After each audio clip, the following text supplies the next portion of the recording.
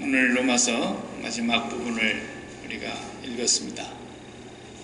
로마서는 전체가 다 주옥 같은 하나님의 복음으로 소개가 되어 있지만, 그래도 로마서 16장까지 있는 중에 최고로 로마서가 찬란하게 빛나는 부분이 8장이라 그러잖아요. 마치 어떤 사람은 다이아몬드 반지를 끼고 있는 사람에게 있어서 이 반지 중에서도 가장 이렇게 위에 반짝반짝 빛나는 그 뾰족한 빛나는 그 다이아 반지의 부분을 8장이라고 비유를 합니다. 로마서 전체가 다이아 반지라면 그만큼 8장의 내용이, 중요한 내용이 담겨져 있어요. 그래서 우리가 그 8장의 이제 마지막 부분에 왔는데, 마지막 부분에는 승리의 창가라 그럴까요? 승리를 선언하는 그런 아주 사도 바울의 감격에 찬 그런 고백이 나오고 있습니다. 여기 본문 말씀의 37절 한 절을 우리가 다시 보면은, 그러나 이 모든 일에 우리를 사랑하시는 이로 말미암아 우리가 넉넉히 이기느니라, 이렇게 말씀했어요. 어떻게 해야 이긴다고요? 우리를 사랑하시는 이로 말미암아. 이게 승리는 사랑 때문이라는 거예요. 사랑이 결국은 모든 것을 이기게 되어 있어요. 사랑보다 더 위대한 것이 없다고 성경이 말하죠. 그래서 하나님은 다른 말로 말할 때 사랑이시라, 이렇게 표현했단 말이에요. 하나님이 우리를 이기게 하시는 분인데, 결국은 하나님의 어떤 부분이, 하나님의 심판하시는 부분도 있고 진노하시는 부분도 있고 하나님의 다양한 부분이 있는데, 그 중에 하나님의 사랑하시는, 하나님의 사랑이 우리를 넉넉히 이기게 한다는 거죠. 그래서 인생의 최고의 행복은 사랑받고 있다는 사실을 깨닫는 것과, 그 다음에 그 사랑을 받은 사람이 사랑을 실천하고 사랑하면서 살아가는 것, 이것이 인생의 최고의 성공이에요. 높은 자리에 올라갔느냐, 부자가 됐느냐, 이런 것이 성공이 아니고, 아무리 돈 많은 부자고 높은 지위에 있어도 이 사랑을 받고 있다는 사실을 못 깨달으면 실패한 인생이에요.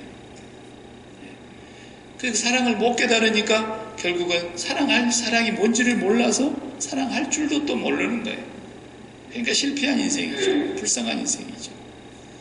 최고 사람을 힘있게 해주는 것이 바로 뭐냐면 사랑이다 라는 것을 지금 사도 바울이 마지막 피날레로 8장에서 선언하려고 하는 겁니다.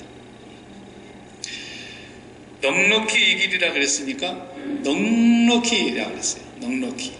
간신히 이긴 게 아니에요.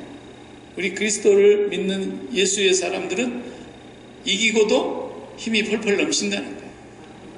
간신히 이긴 게 아니에요. 간신히 이겨놓고 자기도 지쳐갖고 쓰러지는 그런 정도가 아니라 넉넉히 이기고 힘이 넘쳐가지고. 그러면 무슨 얘기겠어요? 이 사람을 아무도 대결할 자가 없다는 뜻이에요. 대결할 자가 없어요.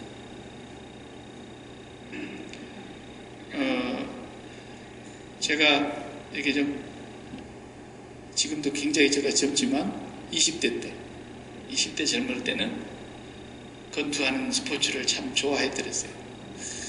왜 이렇게 두드러 패는 걸 좋아했는지 모르겠어요.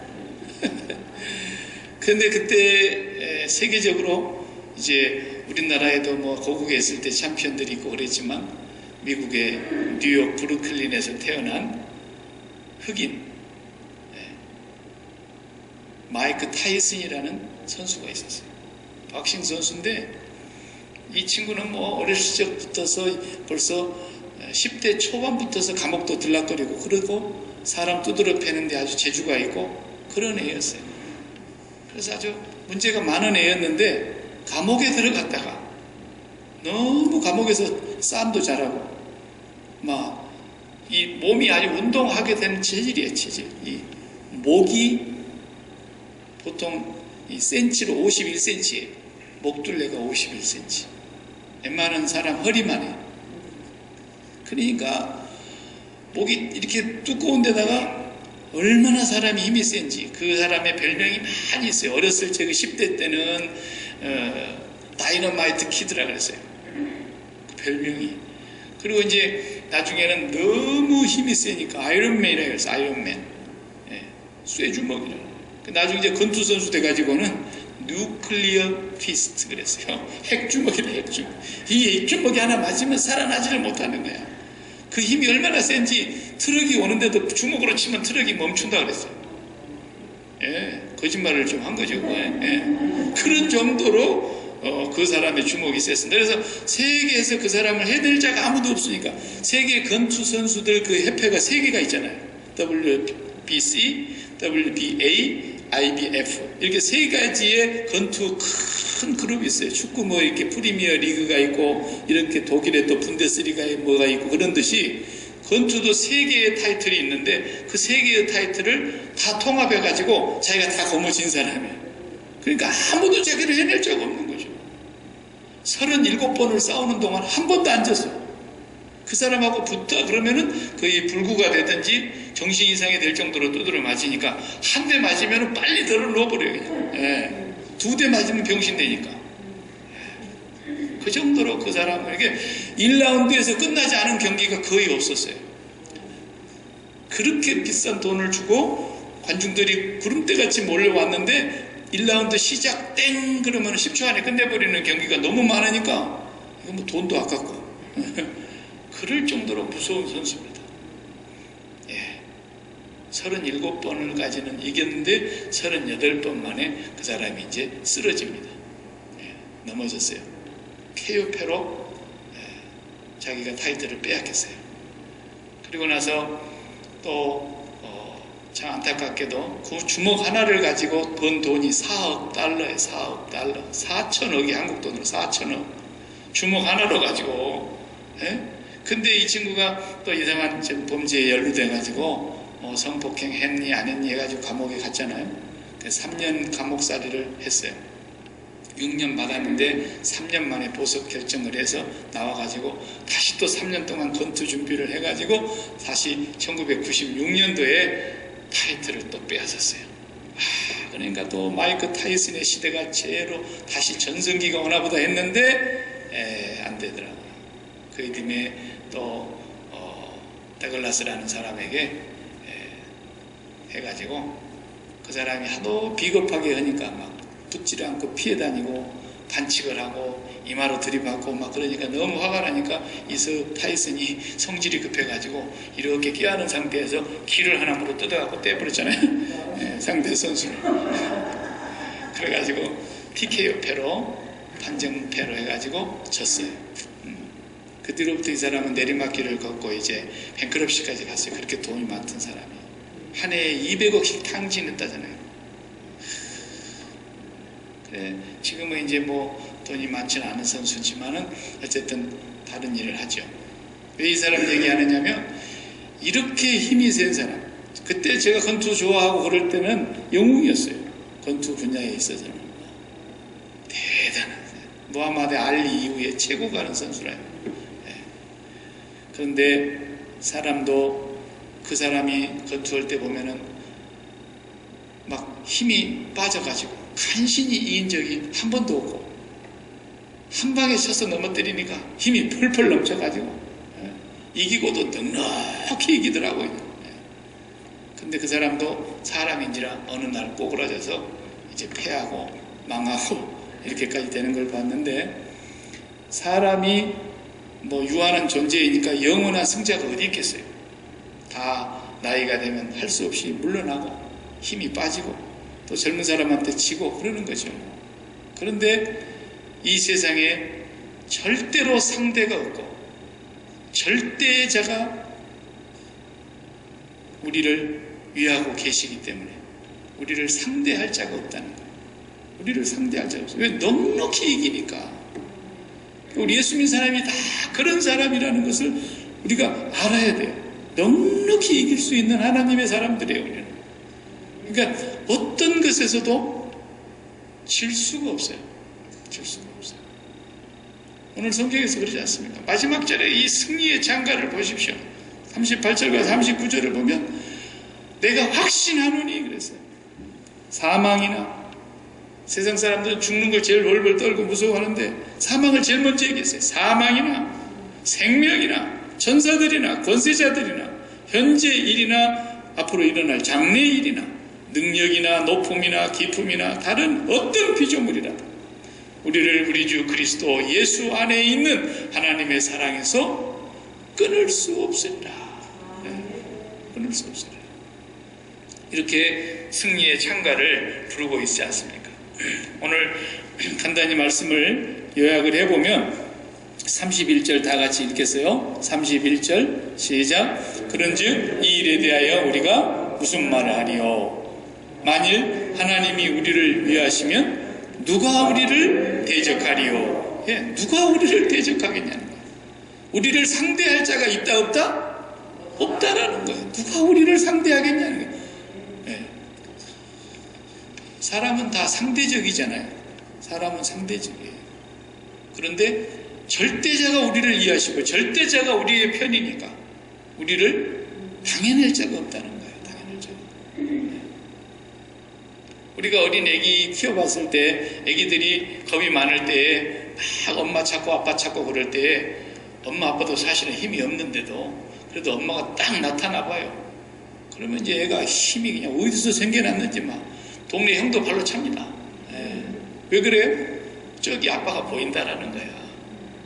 그런 아빠의 힘을 의지해도 애가 힘을 쓰는데 우리가 우리의 아빠이신 절대자 하나님 아버지가 나를 위하시니까 내 배후에 계시니까 얼마나 우리가 강한 사람이냐 이거예요. 본래는 우리는 약해요.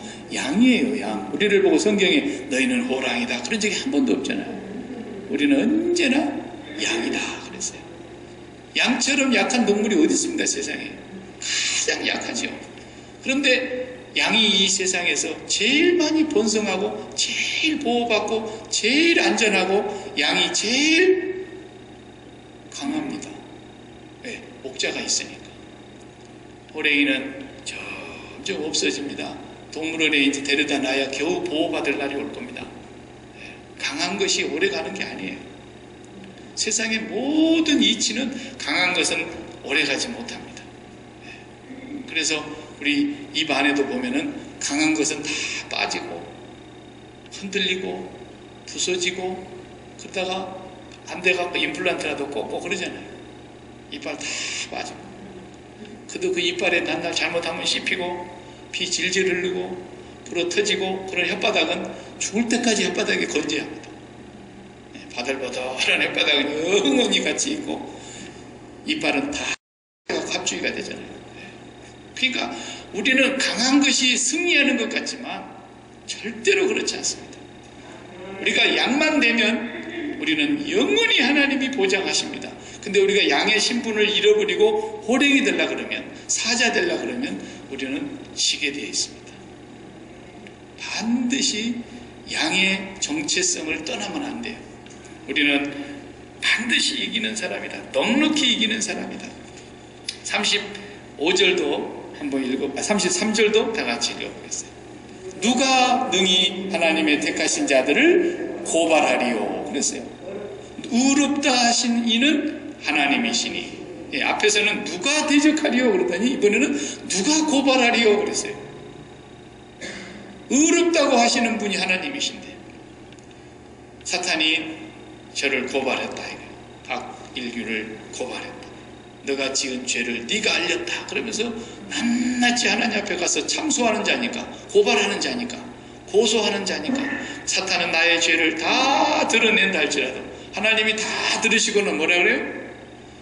옆에 계신 그리스도 예수께서 보좌 우편에서 내가 저를 위하여 십자가에서 죄를 다 씻었습니다.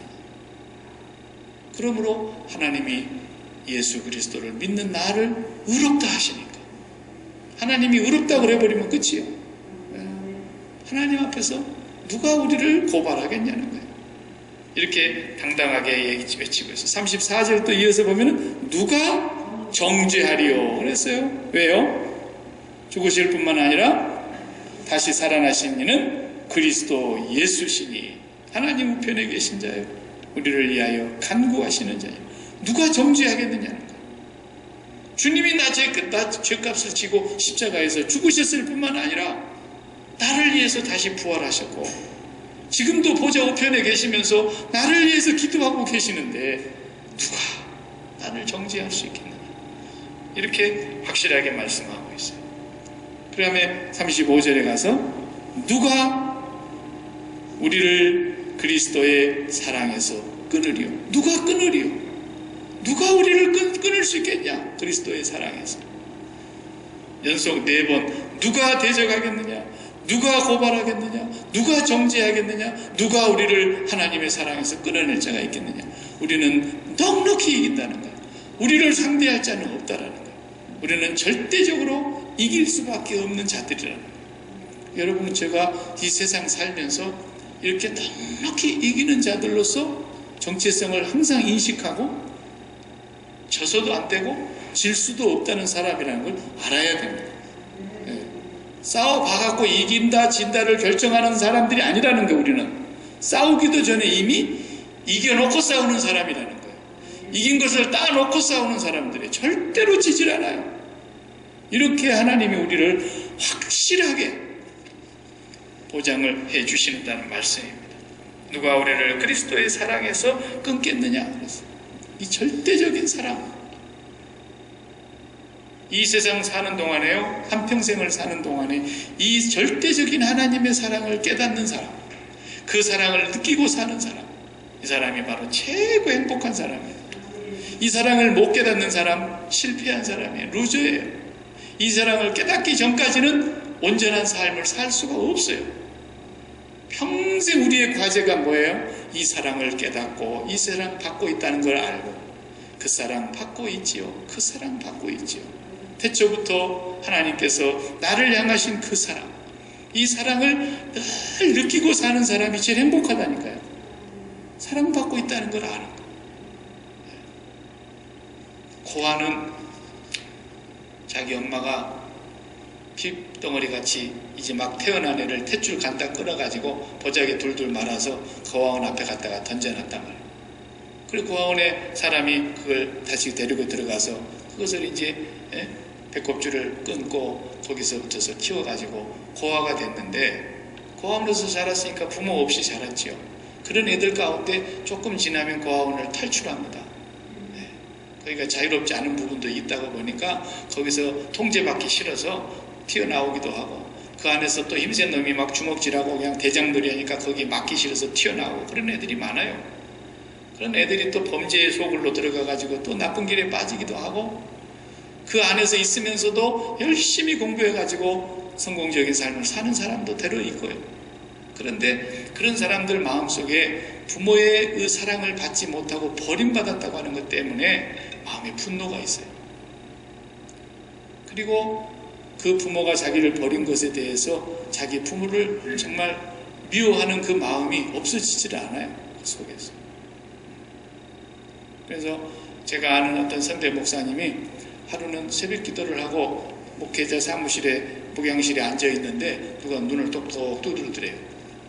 그래서 보니까 생전 모르는 청년이, 젊은 청년이 목사님 안녕하세요 그러면서 들어오니까 누구시냐고 그랬더니 저는 이 교회 교인입니다 그러더래요. 그래서 아니 내가 알기로 우리 교회 교인은 아닌 것 같은데 누구시냐고 그랬더니 제가 어제 교도소에서 막 출소해가지고 이 목사님 앞에 인사드리려고 달려왔습니다. 어떻게 나를 알고 왔느냐 하니까 목사님이 어느 날 교도소에 와서 전체 재소자들을 모아놓고 설교를 하셨는데 그때 제가 설교를 듣고 은혜를 받았다. 그래서 그때부터서 항상 자기는 라디오에서 목사님 설교하는 그 기독교 방송을 틀어놓고 목사님 설교를 3년 넘도록 들었습니다. 그러니 제가 이 교회 교인 아닙니까? 그래서 그래가지고 결론은 뭐냐면 이제 차비가 없으니까 이게 본론이에요 이게. 그렇게 해가지고 왔더라. 그러면서 저에게 좋은 직장 하나만 소개해 주시면 좋겠다고 부탁을 하더래요. 그래서 목사님이 내가 직업 소개서도 아니고 내가 당신에게 어떻게 직업을 소개해 줄 수는 없고 이리 오시오. 그러고는 이제 앉혀놓고 기도를 한참 했대요. 기도를 하고 했더니 그 청년의 속에서 분노가 나요. 분노가 있더래요. 분노가. 그 속에. 꺼지지 않는 분노가 있어요. 그러면서 하는 말이 저는 이 세상에 살면서 사랑받지 못했고 내 부모가 나를 낳아서 그냥 고아원에 갖다가 버려놔가지고 나는 부모도 모르고 내 이름도 모르고 고아원에서 지어준 이름 가지고 그냥 살아왔다는 거죠. 그러면서 사랑받지 못했다는 것 때문에 그 속에 분노가 있어서 늘 사회에 대한 분노가 있고 불의에 대해서 보면은 그냥 또 그 분노가 치솟고 이래가지고 두드려 패기도 하고 도둑질도 하고 이러다가 감옥을 7번이나 왔다 갔다 했더라고요. 그래서 이 목사님이 앉혀놓고 그랬대요. 네 진짜 사랑받지 못했냐? 그러니까 생각해 보시라고. 부모가 나를 낳아서부터 버렸는데 내가 어디서 사랑을 받았겠냐고. 그러니까 목사님이 앉혀놓고 이제 조금 설명을 했대. 그러면 네가 그때 탯줄도 제대로 못 끊고 거기 보자기에 쌓여갖고 고아원 바닥에 문 앞에 더 버려져 있었을 때 네 발로 걸어 들어갔냐? 그러진 않았지요. 누군가 나를 발견해갖고 데리고 안고 들어갔겠죠. 그런 네가 살았지. 그때부터 들어갔고 네가 손으로 손수 우유 타서 먹었냐? 그러니까 그냥 목사님 하나씩 물고 들어가는 거예요. 그러니까 이 친구가 알겠습니다. 그러더래요. 네가 사랑받지 못했다 그러지만 네하고 핏방울 하나 섞이지 않는 누군가가 너를 위해서 그날 너를 안고 들어갔고 너를 거기서 젖을 물려서 키웠고 우유를 먹여서 키웠고 기저귀를 갈아서 키웠고 옷을 갈아입혔고 먹을 것을 주었고 너를 할 때까지는 다 했기 때문에 네 오늘 여기 살아있는 거야.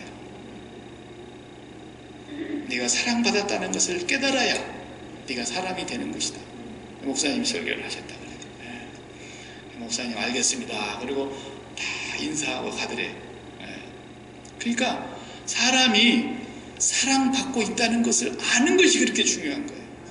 그렇게 많은 사랑을 일생을 받고 살았던 것인데 아니 저 발로 살았어요? 저 발로 우유 타먹었어요? 나서부터 지금까지 누군가의 손길이 아니었으면 절대로 살아남을 수 없었을 존재인데 누군가는 사랑을 베풀어 줬기 때문에 그 사랑의 증거가 오늘 네가 살아있는 거고 오늘 내가 여기 있는 거라는 것을 알아가면서부터서 이 사람이 사람 노릇을 하게 되고 철들게 되고 나도 이제는 사랑받는 존재라는 걸 알면서부터 자기를 소중하게 여기게 되고 더 나아가서는 거기서 멈춰서는 안 돼요. 내가 사랑을 실천할 수 있을 때 내가 그 사랑을 이제 다른 사람에게 베풀어 줄 줄 아는 데까지 가야 비로소 이 사람이 성공한 사람이고 사람다운 사람이고 그 사람이 인생을 바르게 살아가는 거예요. 그러니까 내가 옛날에 우리 아버지 되게 속 썩일 때 우리 아버지가 저한테 그러더라. 이 자식아 너도 나중에 장가 가서 새끼 낳고 살아봐라 그러더라. 그 말이 무슨 말인지 그때는 몰랐는데 내가 이제 장가 가서 새끼들 낳고 살아보니까 알겠더라. 우리 아버지가 나를 이렇게 사랑하셨구나. 딸들도 되게 속 썩이면 그러잖아요. 어머니가 너도 시집가서 새끼 낳고 살아봐라. 네 새끼 키워봐라. 그러면은 그 딸이 시집가서 첫 아이를 낳는 순간에 친정엄마가 제일 먼저 떠오르는 이유가 거기 있는 거예요. 세상에 우리 엄마가 나를 이렇게 고통 속에서 태어나게 했구나. 이렇게 나를 사랑했구나. 뭐 이제 하나씩 깨닫는 거죠. 그래서 또 지가 난 자식이라고 그걸 이뻐하고 빨고 쓸고 하면서 그렇게 이뻐하고 사랑스럽게 생각하다가 나도 이렇게 사랑받았구나. 이거 아는 거예요. 그때부터 조금씩 철들어서 사람 되는 거 아닙니까? 사람이 최고 중요한 건 뭐냐면 내가 사랑받고 있다라는 걸 알아야 돼요. 내가 사랑받았고 지금도 사랑받고 있고 앞으로도 그 사랑이 아니면 살 수 없는 존재라는 걸 깨닫는 것이 사람됨이에요. 천하의 소중한 걸 다 가지고 누려도 이걸 못 깨달으면 사람 아니에요. 이걸 깨달아야 사람 되는 거예요. 그런데 최고의 사랑, 절대자의 사랑, 하나님의 사랑, 변할 수 없는 사랑, 끊을 수 없는 사랑, 아무도 빼앗을 수 없는 그 사랑, 그 절대 하나님의 사랑을 깨닫는 사람은 얼마나 행복하겠습니까? 그 사랑을 깨닫게 해달라고 사도 바울은 에베소 교회 3장에 보면은 에베소 교회를 위해서 내가 하늘과 땅에게 모든 족속에게 이름을 주신 아버지 앞에 무릎을 꿇고 비노니, 그러면서 첫 번째 기도가 뭐였어요? 그 아버지의 절대자의 사랑의 길이와 그 높이와 그 깊이와 그 넓이를 깨달아 알아서 그 사랑 안에 우리의 믿음의 뿌리가 박히고 그렇게 되기를 무릎을 꿇고 기도한다고 그랬어요. 사도 바울의 기도 제목이 그거예요. 성도들이, 에베소 교회 그 성도들이 하나님의 그 절대자의 사랑, 그 사랑을 얼마나 큰 사랑을 받았는가를 깨닫기를 원하셨어요. 그러니까요, 아무리 못된 사람도, 아무리 악한 사람도 내가 사랑받았구나, 사랑이란 게 있는 거구나, 그리고 지금도 내가 사랑받고 있구나 라는 걸 깨닫는 순간에 그 돌덩이 같은 마음이 무너져 내리는 거예요. 그리고 그 포악했던 마음이 닭똥 같은 눈물을 흘리면서 회개하는 거예요. 그게 뭐예요? 절대자 하나님의 사랑을 만났을 때예요. 부모는 나를 버렸지만, 친구도 나를 버렸지만, 모든 사람들이 나를 사람 아니라고 버렸지만은 하나님의 사랑이 나를 버리지 않았구나. 그래서 주님 앞에 제일 가까이 붙어 있었던 사람들이 다 그런 사람들이에요. 주님의 그 절대자의 사랑을 만난 사람. 삭개오가 그랬습니다. 죄인이라는 그 별명을 붙어 있었던 그 여인이 그랬습니다. 가늠하다 현장에 잡힌 여인도 마찬가지입니다. 전부가 다 인간 쓰레기 같다고 세상에서는 사람 취급을 하지 않았던 존재들이었지만 그들이 절대자의 사랑을 만났고 진정한 사랑이 있구나라는 걸 깨닫는 순간에 그들의 인생이 바꿔지기 시작했던 거예요. 그건 오늘도 마찬가지죠. 우리에게 제일 소중한 게 뭐냐?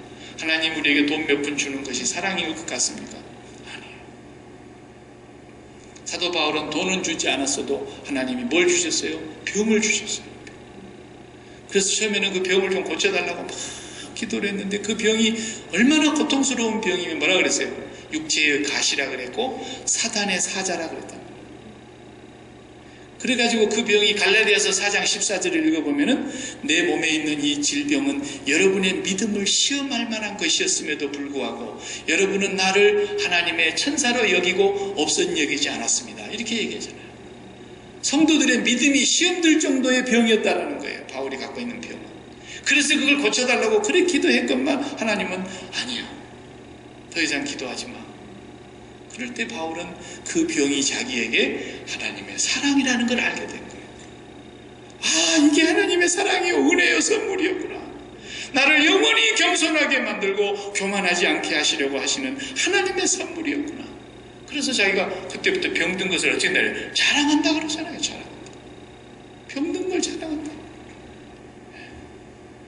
그가 그렇게 사도로서 충성을 다했지만 그가 기다리고 있었던 건 언제나 채찍이었고 감옥살이였고 매맞는 거였고 돌로 맞고 태장으로 맞고 40이 하나 감암매를 5번이나 맞고 광야에서 위험을 당하고 시내에 들어가도 위험을 당하고 얼마나 많은 고난을 당했는데 그 고난 당할 때마다 그는 어디에요?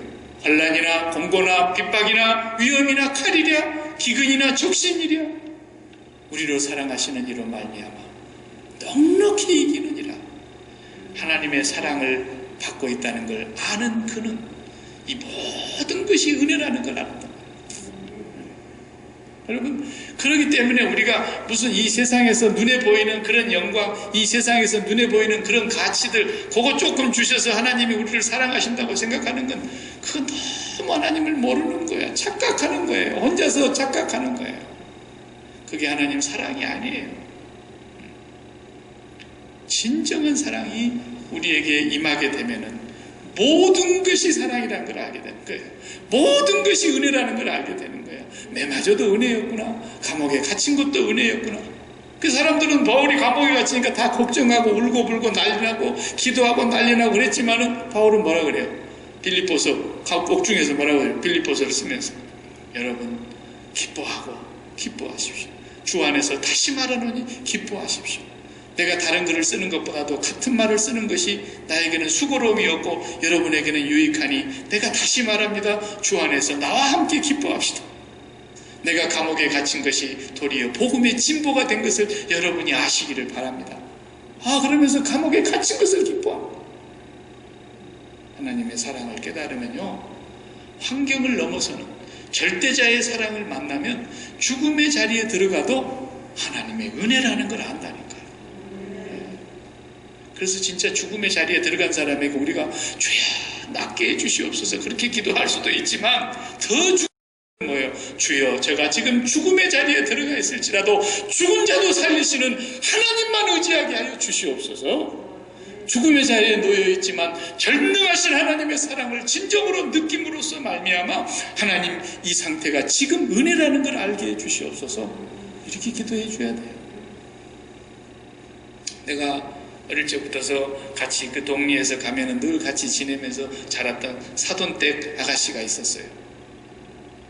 저번에 왔던 우리 둘째 누님의 이제 조카죠. 그러니까 소류의 동서의 딸이니까 목사님의 딸이에요.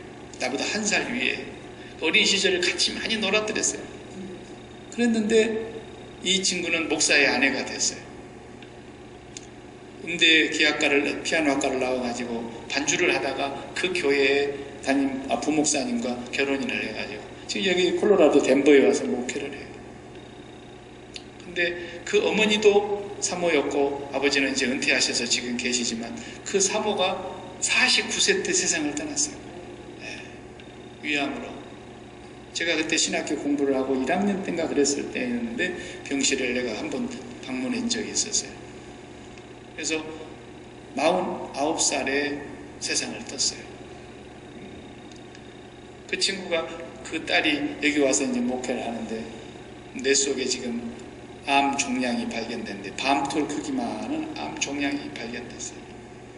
그래서 기도해달라고 해서 많은 사람들이 지금 같이 기도하고 있는데 어느 날 하나님께서 정말 그 종양이 수술을 하지 않고 없어져 버렸어요. 그래서 다시 찍어보니까 없어져 버린 거예요. 아무것도 없어요. 그러니까 의사가 깜짝 놀란 거예요. 아니 수술 날짜를 지금 잡으려고 스케줄을 잡으려고 하고 있는데 찍어보니까 없어져 버렸어요. 그런데 이 의사는 암세포는 없어지지 않았다라는 거예요. 피 속에. 그러니까 종양만 없어졌지 암세포가 그대로 남아있으니까 그래 키모테라피를 해야 되겠습니다. 그래가지고 7번의 그 항암제 맞는 거 있지 않습니까? 그 한 번씩 맞고 나면은 막 사람이 초죽음이 되지 않습니까? 암세포만 죽이는 게 아니라 건강한 세포까지 다 죽이니까 사람이 거의 죽음에 들어가는 거예요. 그래서 먹어야 되는데 입맛이 싹 다 없어져 버리니까 음식 맛도 없어져 버리고 입맛도 없어져 버리니까 그냥 죽겠는 거죠. 매번 5번을 맞고 이제 6번째를 맞으려다가 다른 방식으로 해보자라고 하는 그런 의사의 제안을 듣고서는 6번째에 다른 방법으로 이제 키모 주사를 맞았어요. 뼛속에다가 골수에다가 맞는 거예요. 근데 이것은 굉장히 어렵다고 하는 거예요. 힘들고 더 고통스럽고. 그런데 그걸 해보자 한다 해서 기도해달라고 또 그랬는데 다 마치고 지금 이제 퇴원을 했어요. 제가 이제 가끔 연락을 해봐요. 기도하면서 또 연락하고 또 제가 가끔 이렇게 카톡으로 편지도 써주면서 하나님 말씀으로 제가 격려하고 같이 기도합시다 하고 하는데 어제 얘기를 들어보니까 너무 어렵다는 거예요. 거의 뭐 죽을 것 같다는 거예요. 그 약이 너무 독해서 그런가 봐요. 그래서 제가 그랬어요. 사도 바울도 사형 선고를 받은 줄 알았다 그랬지 않느냐. 그러니까 이번 기회에 정말 사모님은 아무것도 의지하지 말고 오직 죽은 자를 살리시는 하나님 한 분만 의지하고 우리가 한번 기도합시다. 하나님이 불러가시면 엄마보다 10살 더 살고 가는 거고 하나님이 살려주시면 하나님의 또 선한 계획이 있을 테니까 간절히 하나님만 붙잡고 하나님만 바라보고 기도하자 그랬어요. 그런데 그 상황에 들어갔을 때에 가장 중요한 것은 우선 당장 내 몸이 병이 나았으면 하는 마음도 인지상정이죠. 사람이니까. 그렇지만 그런 상황에 들어감에도 불구하고 우리는 하나님을 통해서 지금도 하나님이 나를 사랑하신다는 것을 더 깨닫는 것이 중요해요. 이 상황 속에서 하나님이 나를 사랑하신다는 걸 알 때, 그럴 때에 넉넉히 이길 수가 있는 거예요. 하나님의 사랑이보다도 더 위대한 힘은 없는 거예요. 또 지난주에는 제가 깜짝 놀라는 뉴스를 봤는데 왜 놀랐냐면은 뉴욕에 옛날에 911 때 WTC 세계 무역센터가 무너졌지 않습니까? 그것이 제가 이민 오던 해에 9월 달에 그랬단 말이에요. 그래서 제가 너무나 그 광경을 보면서 충격을 받았더랬는데, 그때의 그 무역센터에 세계의 모든 국가의 무역의 대표자들이 거기 다 와서 있지 않습니까? 그런데 그 무역센터에 총재님이 계시고, 말하자면 경제대통령이죠. 그리고 두 번째 부통령일 역할을 하는 수석 부총재가 우리 한국 분이었어요. 이분이 20대 중반에 수석 부총재가 된 거예요. 대학을 졸업하고 얼마 안 돼서. 그러니까 세상에 나노란 사람들을 다 제치고 하나님이 그를 그냥 수석 부총재에 딱 앉혔으니까 이제 총재 자리 임기가 끝나면 자기가 총재가 되는 거예요. 그 사람이 제가 언제 한번 소개했죠. 911 무너졌을 때 이분이 뉴욕 그 빌딩에 매일 출근해서 전체 회의할 때마다 책임을 지고 주관하고 총재 밑에서 그걸 서브하고 하는 사람이었는데, 워싱턴 DC에서 살고 있으니까 매일 비행기로 출근을 하는데, 그런데 그날 그냥 주스 한 잔 마신 게 배탈이 나가지고 비행기를 못 타고 매일 출근하는 그 비행기를 놓치고 그 다음 비행기로 가야 하기 때문에 오늘 회의 취소해라 이렇게 비서한테 연락을 해놓고 다음 비행기로 도착을 해서 뉴욕 그 WTC를 향해서 가고 있는데 갑자기 비행기가 꽝 하고 부딪히면서 연기가 막 나고 무너져 내리더라잖아요. 그랬는데 그 시간에 회의하고 있었을 시간인데 자기 배탈 나가고 딸기 주스 하나 먹은 것이 그냥 설사가 못 나가지고 화장실에서 그냥 몇 분을 보내고 나서 다음 비행기로 가다 보니까 한 40분 늦어버리니까 회의를 취소시켰던 것이 전체 대표자들 다 살린 거예요. 그 한 사람 설사한 것 때문에. 하나님이 그렇게 해가지고 살렸기 때문에 너무너무 유명해진 거예요. 근데 이분이 막 전 세계에 강사로 다니면서 막 간증도 하고 막 이랬지 않습니까? 원래 이분이 대학생 때 생활부터서 선교사 생활을 많이 했던 분이세요. 그래서 이제 제가 이분을 초청을 했어요. 밴쿠버에 있을 때. 이분을 초청해서 집회를 하자. 그래가지고 이희돈 장로님이신데 이희돈 박사님을 이제 밴쿠버에 모셔가지고 김은구 집사님이 그때 이제 선교회에 회장에 하고 있었을 때, 그래서 당신이 선교회 주관으로 우리 교회만 할 게 아니라 밴쿠버 전체 다 집합시켜갖고 한번 해보자 하는데 한 1000명 모였 1000명. 큰 교회 예배당을 빌려가지고 그래가지고 이제 했는데 이희돈 박사님이 와서 정말 귀한 말씀을 많이 남기고 왔어요. 그분이 61세, 만 61세 지금. 이제 총재가 되셨어요. 부총재가 끝나고 총재. 근데 지난 9월 3일 날 하나님이 갑자기 불러가셨어요. 장례식을 했어요. 워싱턴 성광교회에 출석하고 계시는 장로님인데 그 팬데믹 때문에 장례식을 이제 조촐하게 해야 되잖아요. 제가 그 장례식 장면 1시간 반 동안을 다 같이 참여하면서 같이 봤어요. 옛날 그 생각이 나서. 그리고 정말 하나님이 이 귀한 분을 데려가셨구나. 아니 그때 911 때는 하나님이 기적적으로 살려주셨는데 19년을 더 살게 하고 내년에 20주년 그 911 사건 때에 자기가 어마어마한 프로젝트를 준비하고 있었다고 하더라고요. 그런데 그것을 준비하고 있던 과정 속에 내년 20주년을 멋있게 준비하는 중에 19년 만에 올해 데려가신 거예요. 하나님 불러가셨어요. 그냥 위암이었어요. 위암. 그래가지고 발견된 지 딱 한 달 만에 돌아가셨는데 그 장면을 이제 담임 목사님도 얘기하고 그 따님이 나와서 조사도 하고 뭐 장로님들이 나와서 또 뭐 조사도 하고 다 하는데 많은 얘기 가운데 보니까 이 장로님이 하나님 앞에서 그 병상에서 얼마나 간절히 기도를 했는데 하나님 어느 날 그에게 나타나셨어요. 환상 가운데 나타나시더래요. 그래가지고 내가 지금 너를 불러가야 될 이유를 쭉 말씀하시더라는 거예요.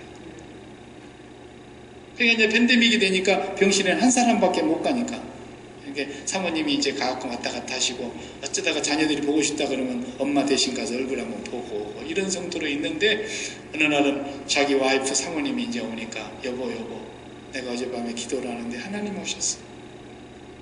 내가 이제는 하나님 앞에 가야 될 이유를 알았어. 그러면서 하나님이 하시는 말씀을 다 일러줬대요.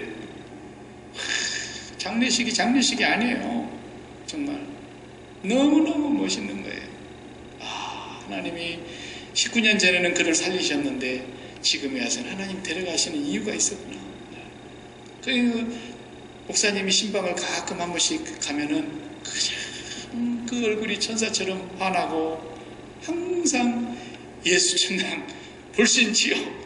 거기서 이렇게 외치고 Praise the Lord. 그리고 예수 목사님 부탁합니다. 선교 많이 해주십시오. 이렇게 하면서 그렇게 하시다가 가셨다 그래요. 그러니까 그 하늘의 영광, 그 하나님의 영광, 그 하나님의 절대적인 사랑을 만난 사람은 죽음 앞에서도 기뻐하고 찬양하고 감사하고 그런다는 거예요.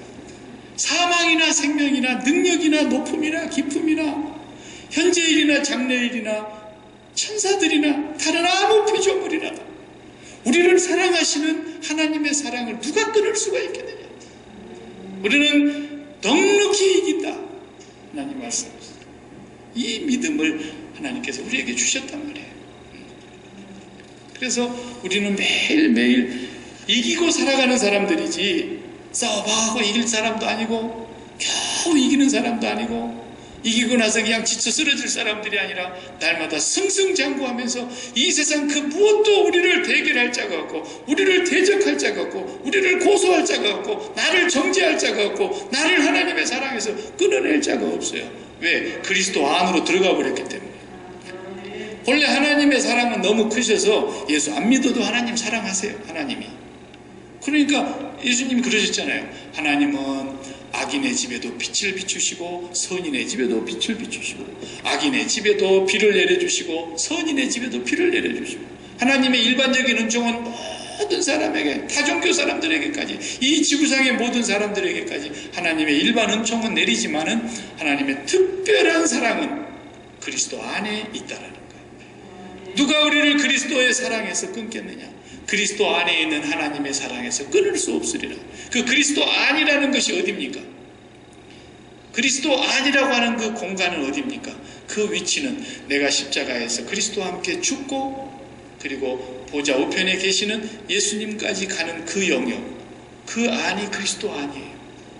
그러니까 십자가 너머를 얘기하는 거예요. 그래서 오늘 32절을 한번 읽어보세요. 32절을 다 같이 잘 읽어보세요. 자기 아들을 아끼지 아니하시고 우리 모든 사람을 위하여 내주시니가 어찌 그 아들과 함께 모든 것을 우리에게 주시지 아니하겠느냐 그랬어요. 자기 아들을 아끼지 않고 주셔놓고, 제가 언제도 이 말할 때 그런 비유 한번 들었잖아요. 여러분, 권사님, 나이 많으신 권사님이요, 시집을 와가지고 딸만 조용히 6을 놓고요, 그 옛날 시집살이 독할 때 시어머니 밑에서 딸만 6을 낳으니까 안 쫓겨나기 다행이죠. 남편이 너무 좋아가지고, 남편이 조금만 시원찮았으면 자기가 쫓겨났을 텐데, 남편이 믿음이 돈독하고 남편이 정말 자기를 너무 사랑해주고 그러니까 시어머니 놓치지 못해가지고 딸만 6이 쭉 낳다가 마지막에 아들을 낳은 거예요. 마지막에. 그러니까 얼마나 그 아들이 귀하겠냐고요. 그냥 순풍순풍 아들 낳는 사람들이 아들하고 이 권사님이 막내 아들 낳는 거라고는 차원이 다른 거예요. 그러니까 이 권사님이 그 아들 낳고 기도할 때마다 울었다는 거예요. 기도할 때마다 울었다는 거예요. 어떻게 울었느냐? 독생자를 우리에게 주신 아버지. 그러면 눈물이 통 쏟아진 거예요. 왜냐하면 자기가 6번째를 딸 낳고 7번째 아들을 낳았는데 독자 아들을 낳은 거 아니에요. 독자 아들. 이거 자기 목숨을 다 앗아가면 앗아갔지 요거 바꿀 수가 없는 아들이에요. 그러니까 기도할 때마다 독생자를 주신 아버지, 항상 입에 독생자를 주신 아버지. 아니 자기 아들 준 걸 말하는 게 아니라 하늘의 독생자를 나에게 주신 아버지. 그것이 이 권사님 마음속에는 절절히 느껴지는 거야. 아들만 7이 졸로씩 낳는 권사님은 그거 못 느낍니다. 예? 근데 딸 6을 놓고 그 독한 시집살이 밑에서 아들 하나를 놓고 나서야 독생자가 얼마나 귀한 것을 알게 됩니다. 하나님의 사랑을 느끼면 모든 것이 은혜예요. 모든 것이요. 그래서 자기 아들을 이렇게 소중한 독생자를 아끼지 않고 주셨는데 뭐가 아까워서 다른 걸 안 주시겠냐 그랬어요. 그러니까 또 사람들이 하여튼 사람들이 교활해, 간사해. 아들을 주셨으니까 나머지는 다 주신다며. 그러니까 또 그것을 이 세상에다가 적용해가지고 무엇을 안 주시겠느냐 그러니까 돈도 주시고 뭣도 주시고 뭣도 주시고 뭣도 이러고 있는 거야. 또 그리스도인들이. 여기서 말하는 이 모든 것이라는 말이 무슨 말이냐면 그리스도 안에 모든 것을 말하는 거예요. 그리스도 안에 모든. 이 세상의 것도 물론 주시죠. 하나님이 안 주실 리가 있겠습니까? 그러나 이 세상에 대해서 죽어버린 사람에게, 이 세상에 대해서 십자가에 못 박힌 사람에게 이 세상의 것을 준들 무슨 소용이 있어요? 이 세상에 대해서 이미 죽었고 십자가에 못 박힌 자 된 사람은 하나님이 돈을 주셔도 돈의 마음이 갈 리가 없지요. 정말로 세상에 대해서 죽었으니까. 그런데 마음도 가지 않는 돈이 그게 뭐 대단한 거겠습니까? 그건 하나님이 무슨 뜻이 있어서 준 것이니까 잘 보관하고 있어야지. 언제 쓴다 그러면 바로 내놔야 되니까. 그러나 진짜 이 모든 것은 무슨 말입니까? 그것은 에베소서 1장 3절에서 얘기해주고 있는 거예요. 에베소서 1장 3절 다 같이 읽어보세요. 이 모든 것, 자기 아들을 아끼지 않고 주신 하나님이 그 아들과 함께 이 모든 것을 왜 안 주시겠느냐 그래서 그 이 모든 것이 뭔가를 1장 3절에서 에베소서 1장 3절에 보면은 다 같이 찾아서 읽겠습니다. 찬송하리로다 하나님 곧 우리 주 예수 그리스도의 아버지께서 그리스도 안에서 하늘에 속한 모든 신령한 복을 우리에게 주시되 그랬어요. 그리스도 안에서 하늘에 속한 거예요. 신령한 거예요. 영원한 거예요. 영적인 복을 말하는 거예요. 그리스도 안에 있는 복을 얘기하는 거예요. 이 복을 받은 사람들은요 사람지 않다니까요. 이 복을 받은 사람들은 기근이나 적신이 와도 그러니까 초대교회가 이 복을 받고 나니까 그들은 어떻게 했습니까? 핍박받았습니다. 집을 잃고 도망 다녀야 했습니다. 짐승 가죽 하나 둘러쓰고 광야에 톱을 해서 유리 방황해야 했습니다. 잡히면 톱으로 겸을 당했다 그랬지 않습니까? 그러나 세상 사람들은 그 모습을 보면서 오메 내가 예수를 절대로 안 믿어야지. 어쩌다 저 사람은 예수 잘못 믿어갖고 저렇게 저주받아서 죽는가. 다 그렇게 세상 사람들은 바라봤지만 하늘의 영광, 하늘의 모든 신령한 복을 다 받은 그 사람들은 사망이든 생명이든 천사들이든 현재이든 장래이든 어떤 박해와 기근과 적신이든 우리를 사랑하시는 하나님의 사랑 안에서 끊을 자가 없다는 것을 그들은 믿었기 때문에 넉넉히 이겼다는 것이에요. 넉넉히. 우리가 뭘 기도해야 되겠어요? 사도 바울의 기도가 맞는 거예요. 그래서 하늘과 땅에 기왕이 찾았으니까 에베소서 3장까지 또 봐요. 3장 14절 이러므로 내가 하늘과 땅에 있는 각 족속에게 이름을 주신 아버지 앞에 무릎을 꿇고 빕니다. 그랬어요. 사도 바울이 무릎을 꿇고 비는 기도가 뭐예요? 내용을 보세요. 그의 영광의 풍성함을 따라 그의 성령으로 말미암아 너의 속사람을 능력으로 강건하게 하시오며 겉사람이 아니에요. 겉사람은 없어지고 사야지고 낡아지고 병들어서 결국은 흙이 될 거예요.